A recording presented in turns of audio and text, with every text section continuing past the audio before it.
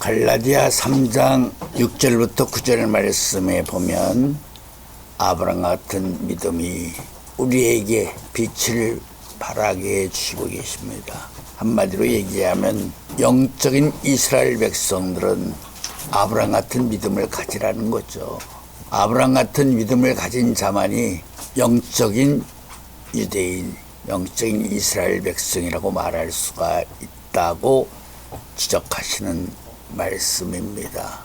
창세기 22장에 보면 아브라함이 신앙의 의를 이루는 과정에 있어서 하나님이 진정으로 기뻐하시는 모습이 잘 나타나 있습니다. 내가 이제야말로 나를 경외하고 믿는 줄 내가 이제 알게 되었다 하시는 하나님의 기쁨의 그 이중 속에는 우리가 꼭 알아야 될 내용의 세계가 감춰져 있다는 사실을 아마 오늘 말씀을 통해서 처음으로 알게 될 것입니다. 너무도 기뻐하신 나머지 하나님 역대하 20장, 이사야 41장, 야고보 2장 세 군데 성부, 성자, 성령의 입장에서 아브라함을 나의 보치라고 인정해 주시는 말씀이 나타나 있다는 사실을 알게 됩니다. 왜 하나님이 아브라함을 나의 보치라고 말씀하실 수밖에 없었는가? 그만큼 아브라함이 이런 신앙의 의가 하나님에게는 절대적으로 필요했다는 거죠. 노아가 하나님이 주신 완전한 은혜를 통해서 당대의 완전한 의인이 되었습니다. 물론 인류의 두 번째 시조인 노아는 노아 자신이 아브라함 같은 믿음으로 방주를 지었다고 말할 수는 없습니다. 즉 하나님이 주신 전적인 주권적인 은혜를 통해서 방주의 제도의 비밀을 알게 되었고 방주를 지었다고 말할 수가 있습니다. 다윗은 사무엘하 7장에 보면 성전을 짓기를 원했습니다. 하나님이 넌 군인으로서 피를 너무 많이 흘렸다. 그래서 다윗에게 성전을 짓지 못하게 했죠. 마찬가지 입장이라고 감히 비유할 수 있을지는 몰라도 노아도 일단은 인류를 심판한 사람입니다. 한마디로 얘기하면 심판했다는 말, 모든 사람들을 다 죽게 한 장본인이 되었다. 그렇기 때문에 노아를 하나님이 장자로서 세우실 수는 없다는 것입니다. 여기서 장자라는 의미는 바로 어린 양을 말하는 것이죠. 우리는 어린 양 하면 출애굽기 12장을 생각합니다. 그것은 정답이 아니죠. 한 50점뿐이 안 됩니다. 어린 양의 최초의 발원지는 에덴 동산입니다. 불순종한 아담에게 선택에 대한 책임을 지신 예수님 자신이 어린 양이 되시기 위해서 양을 잡아서 아담에게 가죽옷을 입혀주었습니다. 그것이 최초의 어린 양이 된 모습이라고 말할 수가 있는 것입니다. 그 어린 양의 목적을 이 땅에서 실현시키기 위해서 어린 양의 말씀의 역사를 펼치기 위해서 출애굽기 12장에 어린 양을 1월 10일 날 선택해서 4일 동안 머무르게 하고 자세히 살펴왔다가 14일 저녁에 잡게 했다 하는 그런 과정의 한 부분이지 출애굽기 12장이 어린 양의 근본적인 입장이라고는 말해서는 안 된다는 것입니다. 창세기 3장 21절 말씀이 어린 양의 생긴 최초의 원인의 세계라고 말할 수 있는 것이다 하는 것을 알아야 됩니다. 하나님의 장자의 세계를 끊임없이 짓밟히기 시작했습니다. 아담과 하와가 여호와로 말미암아 가인을 낳게 되었다. 하와의 고백이었죠. 그리고 아벨을 낳았습니다. 장자를 정하기 위하여 두 사람에게 제물을 바치겠습니다. 그러나 믿음으로 드린 아벨의 제물을 연락하심으로 말미암아 형인 가인이 아벨을 쳐 죽였습니다. 그 이후 계속적으로 장자의 권리를 빼앗긴 하나님의 입장에서는 자기의 자녀들을 장자로서 회복하기 위하여 끊임없이 애써 힘써 노력하셨다는 점을 알아야 되는 것입니다. 그리어 드디어 인류의 두 번째 시조로 하여금 새 창조 새 역사의 세계를 펼치고자 심혈을 기울이셨지만 또다시 함으로 말미암아 노아가 만들어 놓은 거룩한 가정이 깨어지고 말았습니다. 그러다가 드디어 노아 이후 490년 만에 10대 우선 아브라함을 택한 것입니다. 그런 아브라함에게 하나님이 깊은 애정과 관심을 가지고 그에게 7대 명령을 진행하셨죠. 그래서 결과적으로는 마지막 명령, 백세 얻은 만득자 이삭을 바쳐라 하는 말씀이죠.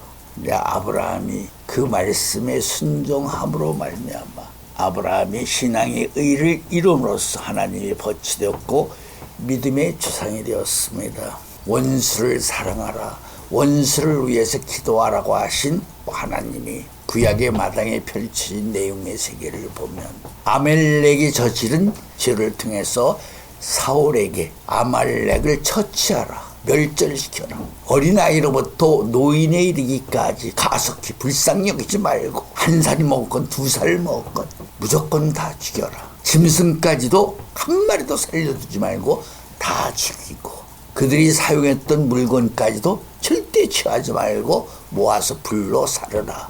예수님이 말씀하신 요한일서 4장이 하나님은 사랑이시라, 원수를 사랑하라고 하시고 원수를 위해서 기도해 주라고 하신 사랑이신 하나님이 그렇게 처절한 복수를 하셔야만 하신 그 이유가 뭐죠? 하나님이 세우신 낳으신 장자를 처음부터 계속적으로 그들이 짓밟았기 때문에 하나님이 그렇게 복수를 하실 수밖에 없었다 하는 점도 우리가 알아야 됩니다. 근데 문제는 복수만이 아니라 하나님이 그 문제를 어떻게 해결하셔야만 하셨는가, 빼앗긴 장자를 회복하는 방법을 아브라함을 통해서 역사하시기 시작하셨다는 그 내용의 세계를 오늘 증거를 해드리려고 하는 것입니다. 증거하는 내용이 여러분들이 알고 있던 그런 세계와는 전혀 다른 더 높은 차원의 말씀의 세계라는 것을 알아야 됩니다. 아브라함이 7대 명령제 마지막 명령을 이룸으로써 믿음의 조상 하나님의 벗이 되었습니다. 하나님이 얼마나 기뻐하시고 감사하셨으면, 즐거워하셨으면 우주 만물을 창조하신 하나님이 아브라함을 벗이라고 칭하여 주셨을까? 단순히 백세 얻은 만득자 이삭을 바쳤다고만 해서 그런 칭의를 주신 것은 아니다. 거기에는 놀라운 또 다른 의미가 있는 것이다. 노아가 포도원을 만듦으로 말미암아 영원한 생명을 가진 생명나무이신 예수님이 포도나무로 오실 수 있었던 것처럼 아브라함이 신앙의 의를 이룬 그 믿음을 통해서 예수님이 세상 끝에 오실 수 있었다 하는 사실을 여러분들에게 증거를 해드리려고 하는 것입니다. 다시 말하면 아브라함 같은 믿음이 없었다면 예수님이 이 땅에 여인의 후손으로 올 수 없었다, 이런 놀라운 결론을 말할 수 있다는 것입니다. 다시 바꿔 말하면 아브라함 같은 믿음이 있었기 때문에 예수님이 세상 끝에 오실 수 있었다 하는 것이죠. 그렇다면 아브라함의 믿음이 어떤 의미를 가지고 있기에 예수님이 그 믿음을 통해서 이 땅에 여인으로 후손으로 올 수 있었단 말인가 하는 점을 설명을 하려고 하는 것입니다. 첫째, 아브라함을 하나님의 벗이라고 하기엔 동기의 세계는 이렇게 말할 수 있다. 아브라함이 백세 얻은 만득자 이삭을 번제물로 바쳤다는 것은 곧 아담이 생명의 입장으로서 뱀의 유혹을 물리치고 이겼다는 승리의 결과와 같은 것이라고 말할 수 있는 것이다. 그 말의 의미는 아브라함이 신앙의 의를 이룸으로써 만득자 이삭을 바침으로써 그 아브라함의 믿음이 불순종한 아담의 상실한 이겨야 될 그 믿음과 같은 믿음이 되었다는 것이죠. 그렇기 때문에 아브라함의 믿음을 통해서 잃어버린 장자권을 회복할 수 있는 믿음의 첫 관문이 열려지는 것이다 라는 것을 알아야 됩니다. 오늘 말씀 잘 소화시켜 주시기 바랍니다. 중요한 말씀입니다. 다시 말해 예수님이 분명히 로마서에 보면 둘째 아담으로 오셨죠. 아브라함이 신앙의 의로서 이삭을 번제물로 바쳐서 승리한 아브라함의 그 믿음이 예수님이 둘째 아담으로 올 수 있는 길을 열어놨다는 거죠.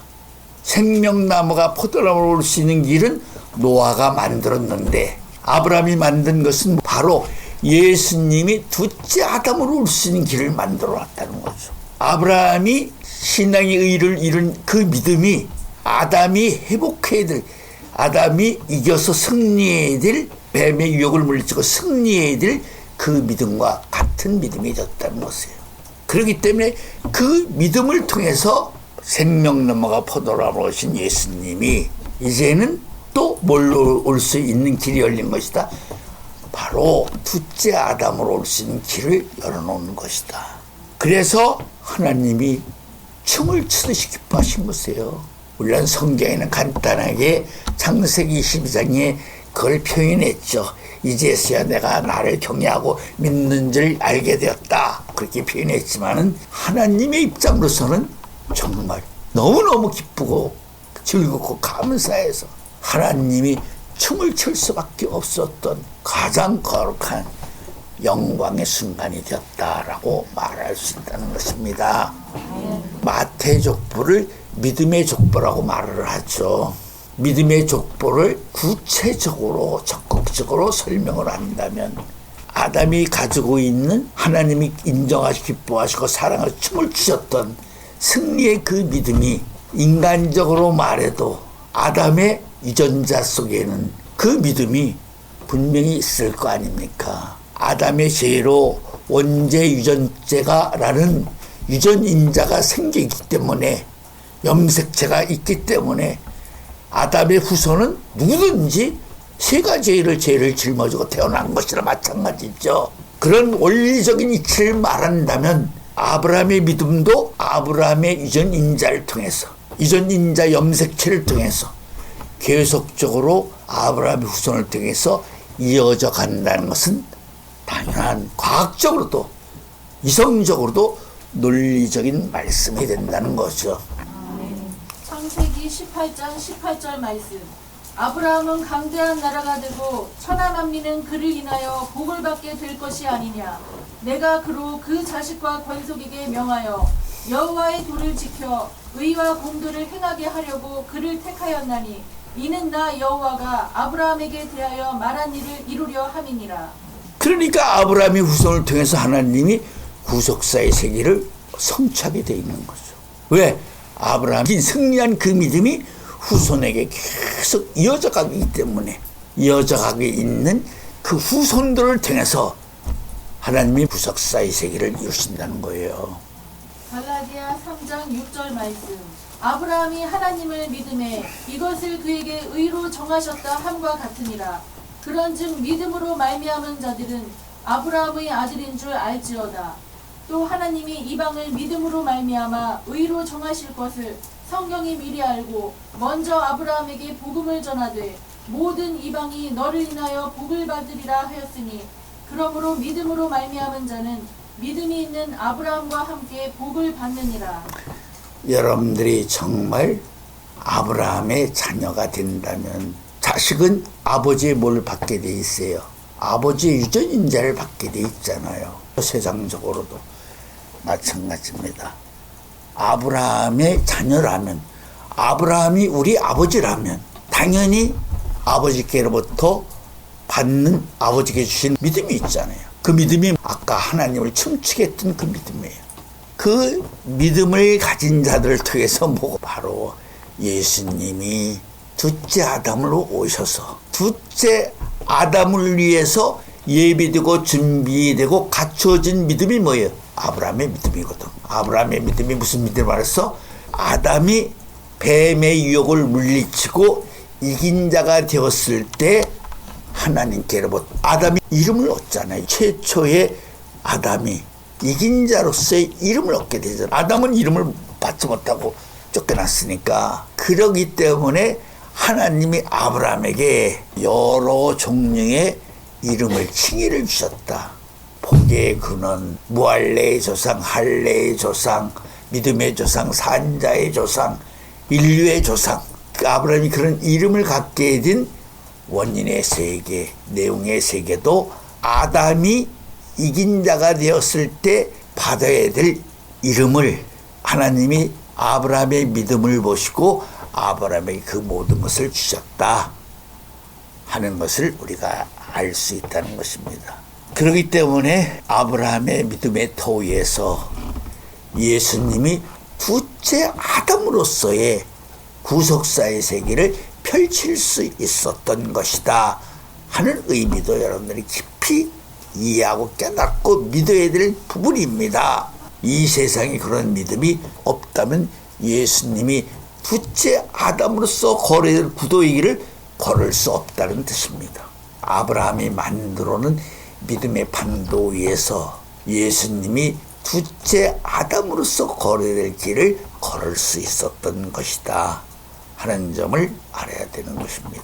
이 말씀은 이런 의미도 되는 것입니다. 예수님이 공생의 과정을 시작하는 첫 과정이 뭐였었어요? 40일 금식 후에 성령의 인도를 받아서 3번 시험을 받는 시험의 과정이 예수님이 첫 공도의 길을 걷는 첫 시험의 과제였습니다. 예수님이 마귀로부터 3가지 시험을 받고 이겼다는 그 자체가, 마귀의 3번의 시험을 예수님이 물리쳐 이겼다는 그 자체가 바로 아브라함의 승리의 믿음의 척도와 같은 것이라고 말할 수 있는 것이다.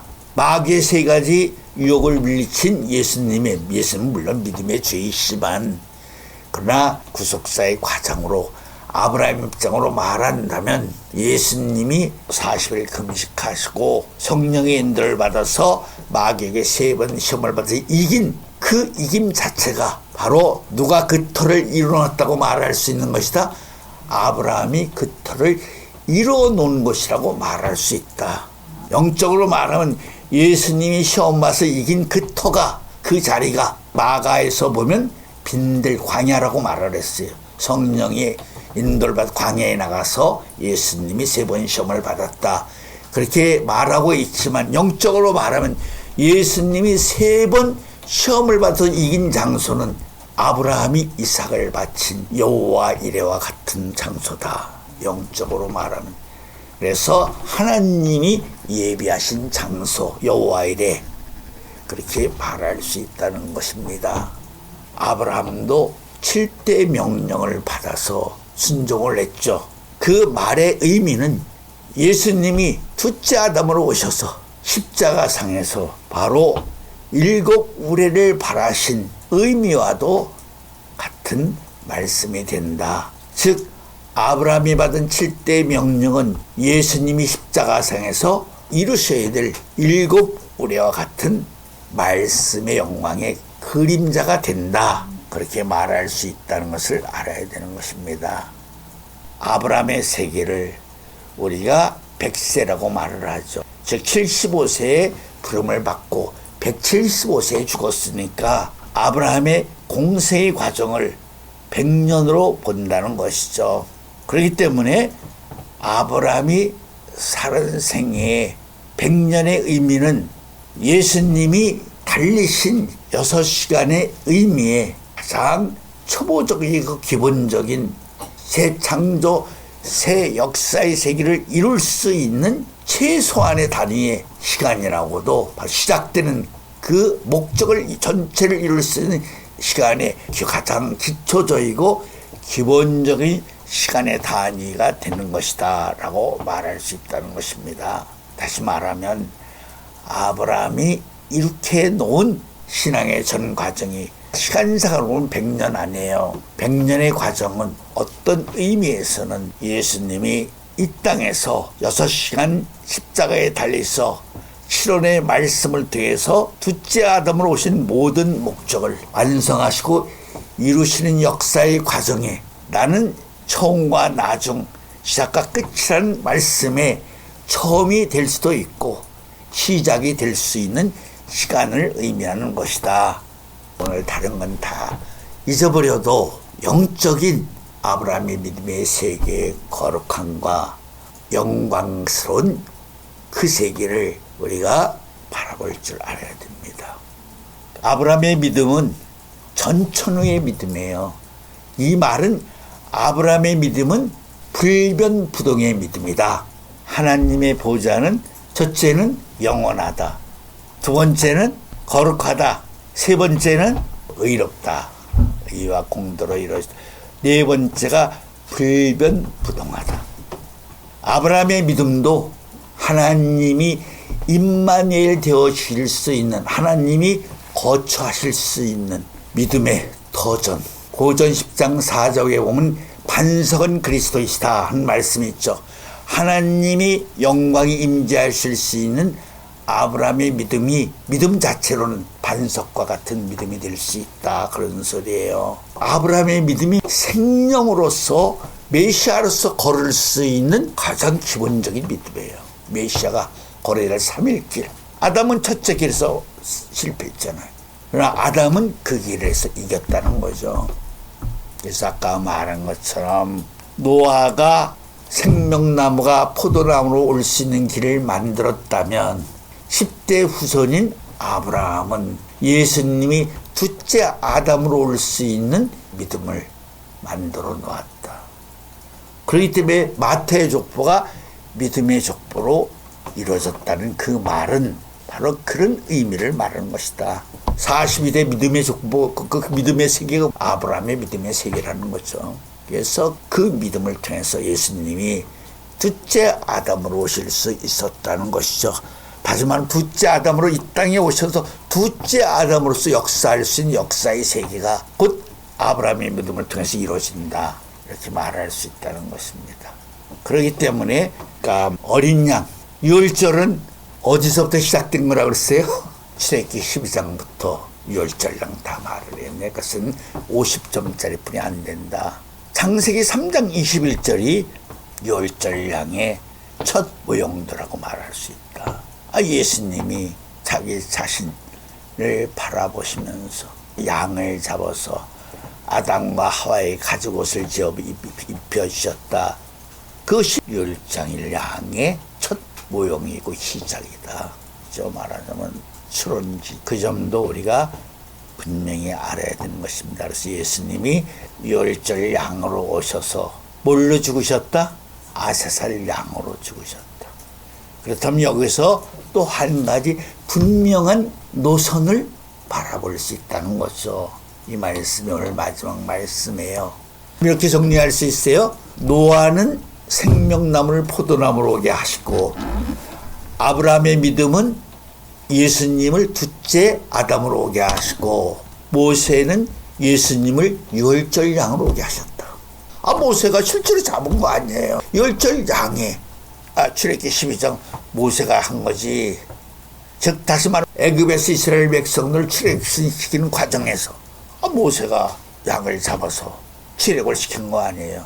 그 양의 피로 문 임방과 설주에 피를 바름으로 애굽의 상자 다 죽이고 짐승의 척것 다 죽임으로써 애굽산의 항복 달라는 보화 다 주고 제발 나가달라고. 이렇게 하면 세 가지가 정리된 거죠. 그러니까 예수님이 이 땅에 오시기 위해서는 노아가 생명나무부터 올 수 있는 길을 만들었고, 아브라함이 믿음이 예수님의 둘째 아담으로 올 수 있는 길을 만들어 드렸고, 모세가 어린 양신 예수님을 바로 유월절 양으로 오시게 만든 것이다 하는 것을 분명히 알아야 됩니다. 또 오시는 것도 그렇게 가시는 것도 미리 준비가 다 되어 있어야 된다는 거죠. 이 말의 의미는 예수님이 오시는 길을 준비한 사람들이 있는가 하면 가시는 길도 준비한 사람들이 있다는 거죠. 이해가 됩니까? 그래서 다볼산에서 예수님이 모세와 엘리야를 부르신 그 의미 속에도 또 다른 의미로서 오시는 길과 가시는 길도 예비하시고 준비하시기 위해서 그들을 부르신 것이다 라고 일단 오늘은 여기까지만 말씀을 하겠습니다.